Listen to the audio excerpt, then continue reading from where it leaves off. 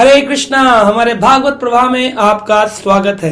और हम अपने पिछले एपिसोड में चर्चा कर चुके हैं कि किस प्रकार से मनु महाराज की जो 3 कन्याएं थीं उनमें से आकुति का विवाह प्रजापति रुचि के साथ हुआ। और आज हम चर्चा करेंगे उनकी जो दूसरी कन्या थी प्रसूति, उनका विवाह प्रजापति दक्ष के साथ हुआ। दक्ष प्रजापति, दक्ष शब्द का अर्थ है वन हु इज एक्सपर्ट, जो हर कार्य के लिए पूर्ण दक्ष हो, एक्सपर्ट हो, उसे दक्ष कहते हैं।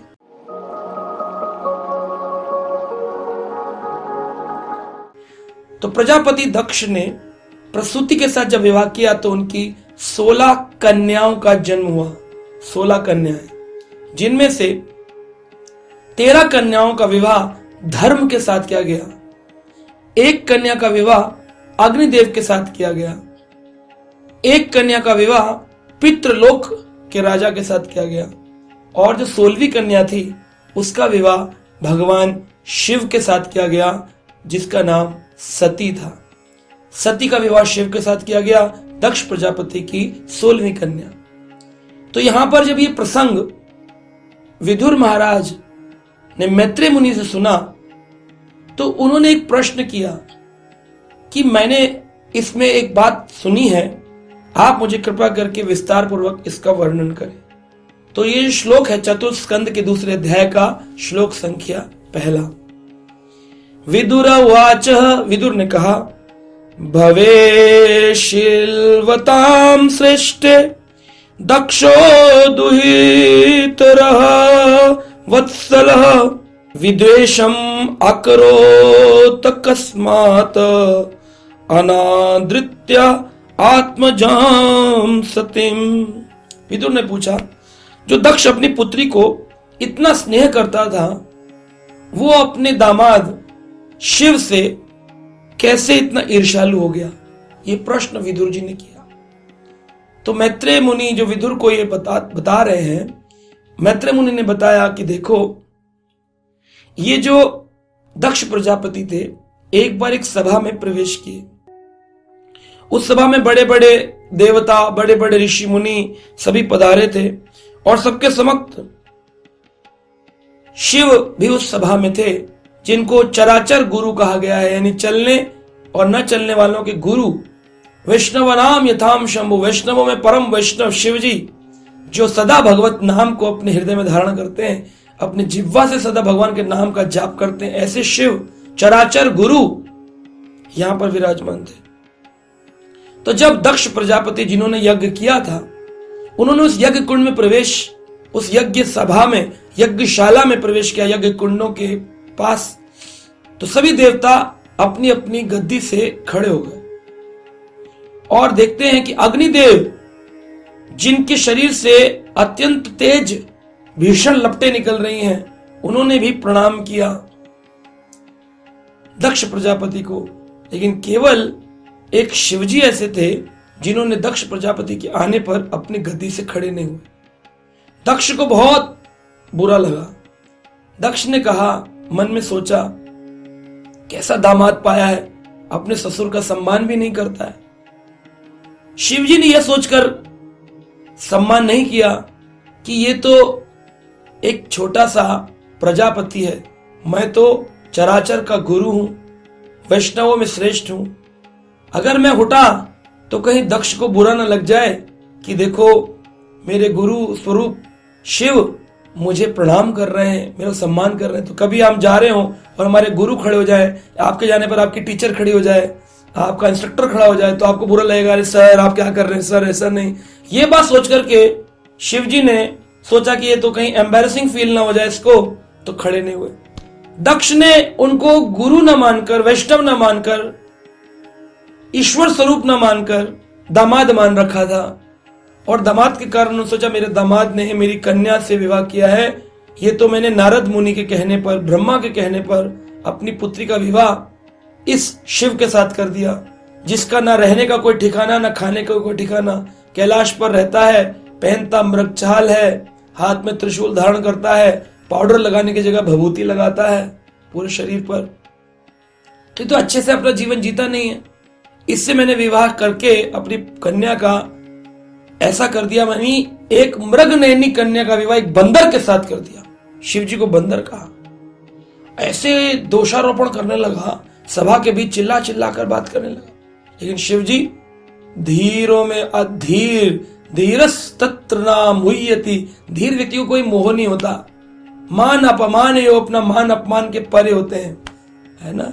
तुल्य निंदा स्तुतिर मौनी, गीता में भगवान कहते हैं मुझे वो बड़ा प्रिय है जो समान रहता है, तुल्य एक जैसा रहता है, इक्विपोइज्ड, निंदा में और स्तुति में मौन रहता है, चुप रहता है। निंदा करो तब भी उसे कोई फर्क नहीं पड़ता, तारीफ करो तब भी उसे कोई फर्क नहीं पड़ता। तुल्यम निंदा स्तुतिर मौनी, वह भगवान कहते हैं समय भक्त प्रिया, वह भक्त मुझे बड़ा प्रिय है। तो शिव जी ने बिल्कुल एक पक्के वैष्णव, जैसे भागवत में आया वैष्णव नाम यथाम शंभु, वैष्णवों में शंभु परम है।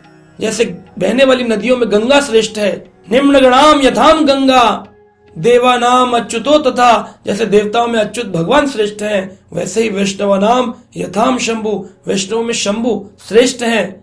पुराण नाम इदम तथा, और पुराणों में श्रीमद् भागवत पुराण सबसे श्रेष्ठ पुराण है। ये बात सोच करके शिव जी तो चुप रहे, लेकिन दक्ष जो था वो अपने अहंकार वश की मैं राजा हूं, मेरी कन्या का पति है, मेरा दामाद है, इसको मेरा सम्मान करना चाहिए, बुरे शब्दों का प्रयोग करने लगा। जब दक्ष ने बुरे शब्दों का प्रयोग किया तो जो शिवजी के गण थे नंदी आदि, उनसे रहा नहीं गया। उन्होंने कहा हमारे प्रभु की बेइज्जती करता है, हमारे प्रभु की निंदा करता है, उनका भरी सभा में अपमान करता है, अपमान का बदला तो हम अपमान से लेंगे। उन्होंने कहना शुरू कर दिया तुम सबका पतन होगा, तुम लोग नास्तिक बन जाओगे। जो लोग यहाँ भगवान की भक्ति का नाटक करते हैं, यज्ञ कर रहे हैं, लेकिन शिव का सम्मान नहीं कर सकते, तुम सब नास्तिक बन जाओगे। ऐसे कहकर नंदी चिल्लाने लगा, दक्ष प्रजापति तुम्हें एक दिन ऐसा बुरा मुंह देखना पड़ेगा, तुम्हारा गर्दन कटेगी और तुम्हारे मुख पर बकरे का मुंह लगेगा। बकरे का क्यों बोला? क्योंकि बकरा ही होता है जो मैं करता है। तो जो व्यक्ति अहंकारवश कहता है ये काम किसने किया? मैंने किया। ये झंडा किसने लगा दिया? मैंने लगाया। ये मंदिर निर्माण किसने कर दिया? मैंने किया। है ना? हर जो व्यक्ति मैं करता है वो बकरा है। तो नंदियों ने सोचा ये तो मैं कर रहा है, दक्ष मेरा कुंड, मेरा यज्ञ, मेरी बेटी, ये तो सम्मान ही नहीं कर रहा, ये बकरे का मुंह लगेगा। इस तरह से शाप प्रतिशाप, शाप प्रतिशाप का विरोध होने लगा, युद्ध जैसा होने लगा, वाक युद्ध हो गया, वचन का युद्ध हो गया।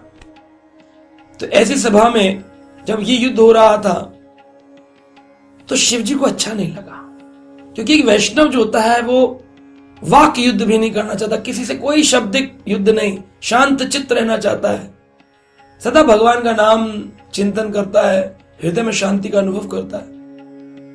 शिव जी उस स्थान से अपना मुंह बंद करके बिल्कुल एकदम बिना किसी को बताए चुपचाप उस स्थान से चले गए।